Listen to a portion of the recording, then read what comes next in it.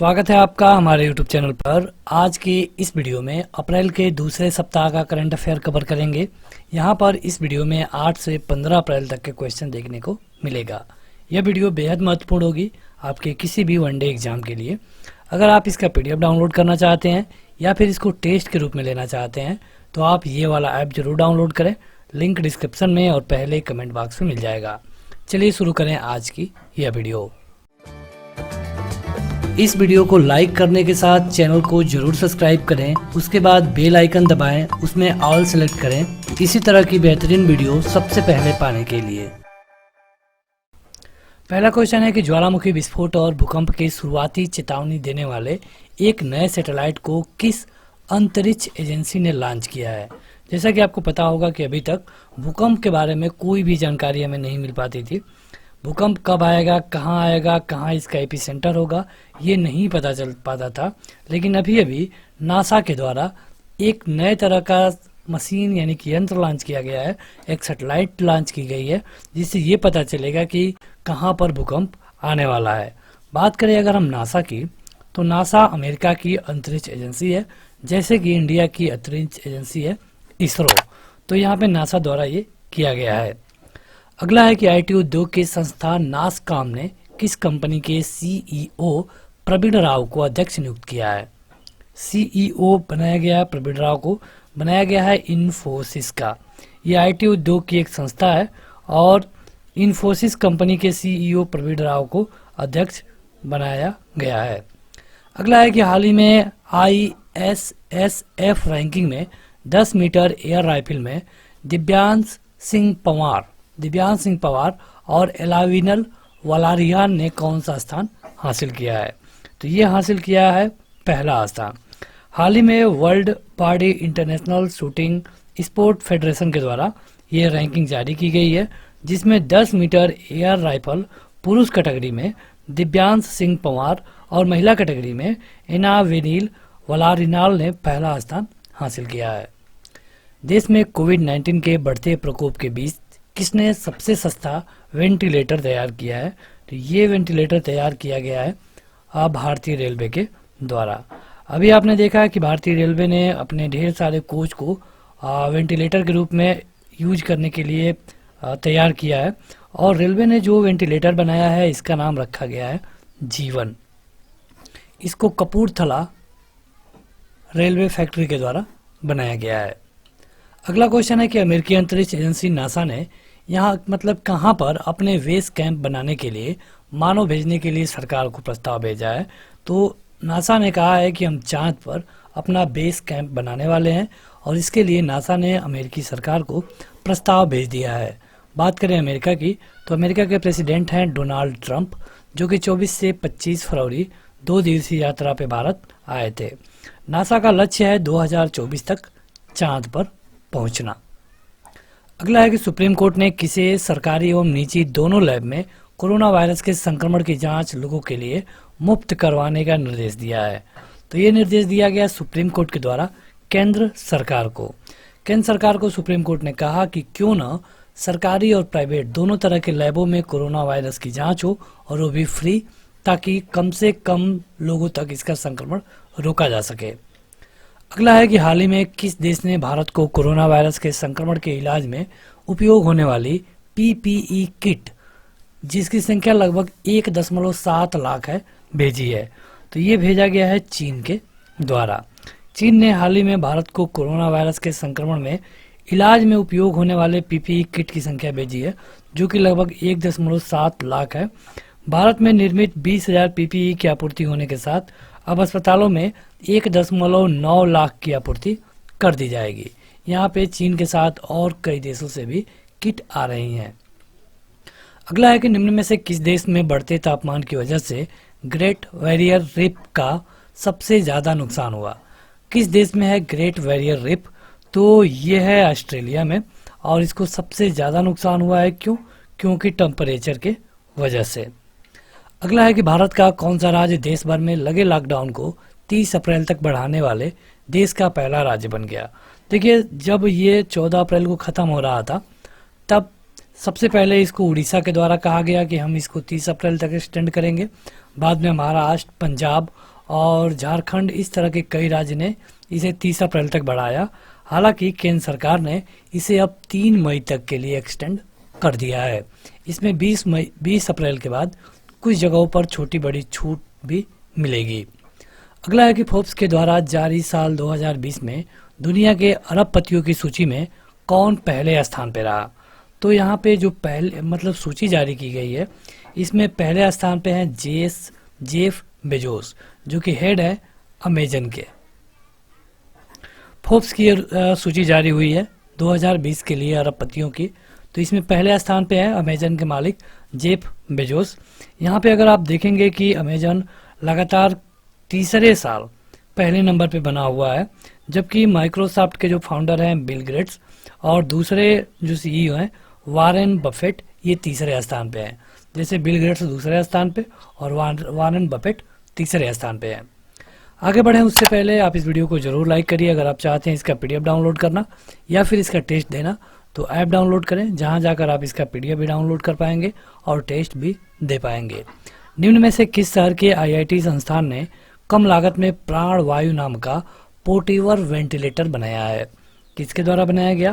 तो ये बनाया गया आईआईटी रुड़की के द्वारा। आईआईटी रुड़की ने देश में बढ़ते वेंटिलेटरों कोरोना वायरस को देखते हुए जो वेंटिलेटरों की लगातार मांग बढ़ रही थी, इसके लिए एक वेंटिलेटर बनाया है जिसका नाम रखा गया है प्राण वायु। रेलवे ने जो वेंटिलेटर बनाया उसका क्या नाम रखा है? जीवन। तो ये आपको याद रखना होगा, परीक्षा में यही आपसे पूछा जाएगा। अगला है कि वैश्विक अमीरों की सूची में मुकेश अंबानी 8 पायदान फिसल करके अब 9वें स्थान पे आ गए हैं। तो मुकेश अंबानी पहले 9वें स्थान पर थे, लेकिन अब आ गए हैं 17वें स्थान पे। इनको नुकसान हुआ है 8 स्टेप का, और पिछले 2 महीने में ये लगभग इनकी जो प्रॉपर्टी है ये लगभग 1.44 लाख करोड़ रुपए घट गई है। अगला है कि सीसीएमबी हैदराबाद और किस शहर ने आईजीआईबी के शोधकर्ताओं ने कोविड-19 के जीनोम अनुक्रमण पर काम शुरू कर दिया है? तो ये हैदराबाद और नई दिल्ली का जो आईआईजीआईबी है, इसके द्वारा जो कोरोना वायरस है इसके जीनोम पर काम शुरू किया गया है। तो अगला क्वेश्चन है कि आरबीआई ने किस बैंक में 2 प्रमुख एग्जीक्यूटिव नियुक्ति पर रोक लगा दी है? मतलब कि यहाँ पे कोई भी एग्जीक्यूटिव अधिकारी की नियुक्ति नहीं की जा सकती, तो ये रोक लगाई गई है एचडीएफसी बैंक में। अनुमान है कि बैंक के जो वर्तमान एमडी हैं, जिनका नाम है आदित्य पुरी, इनको ही प्रमोट करके आंतरिक अधिकारी के तौर पे अब प्रमोट किया जाएगा। अगला है कि विश्व एथलेटिक्स ने हाल ही में टोक्यो ओलंपिक क्वालिफिकेशन अवधि को कब तक के लिए स्थगित कर दिया है? ये कोरोना वायरस को देखते हुए दिसंबर 2020 तक के लिए जो टोक्यो ओलंपिक क्वालिफिकेशन है इसको एक्सटेंड कर दिया गया है। आपको बता दें कि टोक्यो में 2020 में ओलंपिक होने वाले थे, लेकिन इसको अगले 1 साल तक के लिए एक्सटेंड कर दिया गया है। अगला है कि आयकर विभाग ने कितने लाख रुपए तक लंबित टैक्स रिफंड की वापसी तुरंत करने की घोषणा की है? तो ये किया गया है 5 लाख रुपए तक के। देश के जो भी करदाता हैं और कारोबारी हैं उनको राहत देते हुए आयकर विभाग ने अभी 5 लाख रुपए तक के लंबित टैक्स रिफंड की वापसी तुरंत करने की घोषणा की है। इसमें लगभग आप देखेंगे कि 14 लाख करदाताओं को फायदा मिलेगा। अगला है कि IQ एयर के डेटा के मुताबिक विश्व के टॉप 20 सबसे प्रदूषित शहरों में भारत के कितने शहर हैं? तो भारत के कुल मिला के 2 शहर हैं। ये डाटा किसके द्वारा है? तो IQ एयर, इसके द्वारा ये डाटा है। और यहाँ पे 20 जो सबसे प्रदूषित शहर हैं उसमें भारत के 2 शहर हैं, जिसमें से पहला है कोलकाता, पहला है मुंबई और दूसरा है कोलकाता।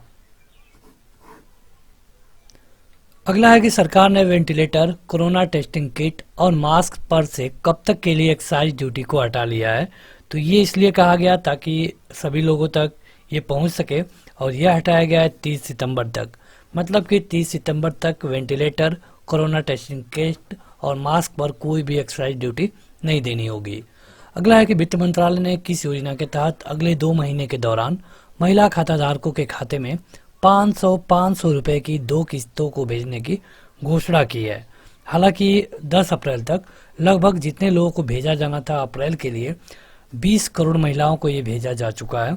और ये जो योजना है प्रधानमंत्री जन धन योजना, इस जन धन योजना में जिन महिलाओं का अकाउंट खोला गया था उन सभी के अकाउंट में पहले महीने में 500 और दूसरे महीने में 500 रुपये भेजे जाने की बात कही गई है। तो अगला है कि निम्न में से किस राज्य सरकार के एजुकेशन बोर्ड ने घर से ही 10वीं की उत्तर पुस्तिकाओं को चेक करने की घोषणा की है। आप देखेंगे कि कोरोना वायरस के चलते जो उत्तर पुस्तिकाएं हैं 10वीं और 12वीं की, वो चेक भी नहीं हो पा रही हैं। लेकिन सबसे पहले हरियाणा की खट्टर सरकार ने कहा है कि जो अध्यापक हैं अब इसे घर ले जा करके चेक कर सकते हैं। अगला क्वेश्चन है कि हाल ही में किसने भारत पढ़े ऑनलाइन मुहिम की शुरुआत की है। तो ये किया गया है मानव संसाधन विकास मंत्री के द्वारा, और इनका नाम है रमेश पोखरियाल निशंक। इनके द्वारा ये घोषणा की गई है और कहा गया है कि अब जब तक कोरोना वायरस खत्म नहीं हो जाता तब तक ऑनलाइन पद्धति से ही पढ़ाई शुरू की जाएगी। अगला है कि केंद्र सरकार ने कोरोना वायरस से लड़ने के लिए हाल ही में कितने करोड़ रुपए के इमरजेंसी पैकेज को मंजूरी दी है। तो यहाँ पे दिया गया है लगभग 15,000 करोड़ रुपए का। 15,000 करोड़ रुपए के इमरजेंसी पैकेज को मंजूरी दी गई है, जिसमें से 7,774 करोड़ रुपए कोरोना वायरस में इमरजेंसी रिस्पांस पर खर्च होंगे और बाकी जो और भी जरूरी खर्चे हैं उनको 1 से अगले 4 साल तक के बीच में खर्च किया जाएगा। अगला है कि केंद्र सरकार ने हाल ही में बैंक बोर्ड ब्यूरो के वर्तमान सदस्यों का कार्यकाल कितने वर्ष के लिए बढ़ा दिया है। तो ये बढ़ाया गया है 2 वर्ष के लिए। जो बैंक बोर्ड ब्यूरो के वर्तमान सदस्य हैं उनका कार्यकाल 2 वर्ष के लिए बढ़ा दिया गया है, जिसके तहत कार्यरत अंशकालिक चेयरमैन और सदस्यों की सेवा अवधि 11 अप्रैल से अगले 2 साल तक के लिए बढ़ा दी गई है। अगला है कि कोविड-19 के प्रसार पर रोक लगाने के लिए दिल्ली सरकार ने 21 नियंत्रण जोन में किस मिशन की घोषणा की है। हालांकि आज के दिन ये 60 जून हो चुका है और ये होगा ऑपरेशन शील्ड। ऑपरेशन शील्ड के बारे में बताएं तो जहां पर भी 3 कोरोना के मामले आ जाते हैं उस पूरे इलाके को सील कर दिया जाता है और इसे वहां के सरकार द्वारा ऑपरेशन शील्ड का नाम दिया गया। और वहां पे उसके बाद कई तरह के जो सैनिटाइजर है उनका छिड़काव हो रहा है। एक तरह से वहाँ पे पूरे कर्फ्यू लगा दिया जाता है, जरूरी सामान की होम डिलीवरी की जा रही है। दिल्ली की बात करें तो दिल्ली में जो सीएम है उनका नाम है अरविंद केजरीवाल। दिल्ली एक यूनियन टेरिटरी है और यहाँ पे जो लेफ्टिनेंट गवर्नर है उनका नाम है अनिल बैजल। अगला है कि भारत को कोरोना वायरस के खिलाफ लड़ने के लिए किस बैंक ने लगभग 16,700 करोड़ रुपए की मदद देने की घोषणा की है। तो ये मदद दी जाएगी एशियाई विकास बैंक यानी कि एडीबी के द्वारा। यहाँ पे भारत को लगभग 16,700 करोड़ रुपए मिलेंगे। इसके अलावा वर्ल्ड बैंक ने भी लगभग 7600 करोड़ रुपए देने की बात की है। आगे बढ़ें तो अगला है कि चीन के केंद्रीय बैंक ने हाल ही में भारत के निजी क्षेत्र के 1% से ज्यादा की हिस्सेदारी हासिल करते हुए 1.75 करोड़ रुपए के शेयर खरीदे हैं। तो ये शेयर कहाँ से खरीदा गया है? ये शेयर खरीदा गया है HDFC बैंक लिमिटेड से। यहाँ पे लगभग 1.75 करोड़ के शेयर खरीदे गए हैं और यह जो विनिमय है जनवरी से मार्च 2020 के बीच में हुआ है। अगला है कि संयुक्त राष्ट्र के मुताबिक कोरोना वायरस महामारी के कारण वर्ष 2020 में वैश्विक अर्थव्यवस्था लगभग कितने % तक कम हो सकती है। तो ये बताया गया है 1% तक। ये यूएन के द्वारा रिपोर्ट बनाई गई है। यूएन की स्थापना हुई थी 24 अक्टूबर 1945 को। इसमें आज लगभग 193 देश हैं। तो यूएन के द्वारा कहा गया है कि कोरोना वायरस महामारी के चलते जो वैश्विक अर्थव्यवस्था है इसका जो ग्रोथ है ये 1% तक कम हो सकता है। अगला है कि कृषि और किसान कल्याण मंत्रालय ने हाल ही में कोविड-19 के कारण किस पोर्टल में संशोधन किया है। तो ये पोर्टल है ई-नाम। कृषि और किसान कल्याण मंत्रालय ने अभी अभी कोरोना वायरस के कारण इसके हालात को देखते हुए ई-नाम पोर्टल में संशोधन किया है, जो कि व्यापारियों को किसी दूरस्थ स्थान से बोली जाने वाली मोबाइल भुगतान की एक सुविधा प्रदान करता है।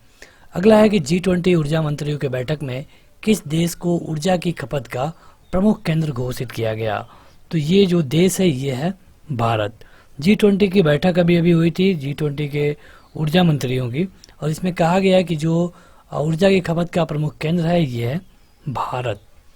अगला है कि हाल ही में किस IIT संस्थान के शोधकर्ताओं ने दूर से ही कोरोना संक्रमितों के सीने जांच करने के लिए स्मार्ट स्टेटोस्कोप बनाया है।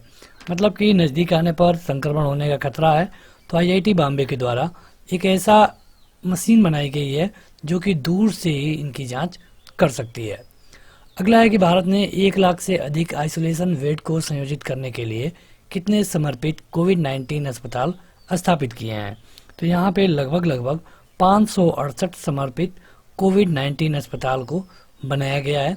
इसमें लगभग 1 लाख से अधिक आइसोलेशन बेड होंगे। आगे बढ़ें उससे पहले जो लोग अभी तक इस वीडियो को लाइक नहीं किए हैं, लाइक जरूर करें और आप उस ऐप को जरूर डाउनलोड करें जहां जाकर आप इसको टेस्ट के रूप में दे सकते हैं। वीडियो देखने के बाद अगर आप टेस्ट देते हैं तो आपको ज़्यादा बेनिफिट मिलेगा। क्वेश्चन है कि केंद्र सरकार ने किस योजना के लाभार्थियों को अप्रैल से जून तक पूरे 3 महीने की अवधि में मुफ्त LPG सिलेंडर देने की घोषणा की है। तो प्रधानमंत्री उज्ज्वला योजना के तहत जिन लोगों को भी गैस सिलेंडर मिला था उनको अगले 3 महीने तक कोई भी चार्ज देना नहीं पड़ेगा। अगला है कि हाल ही में किस आयोग ने डबल लेयर खादी मास्क विकसित किए हैं।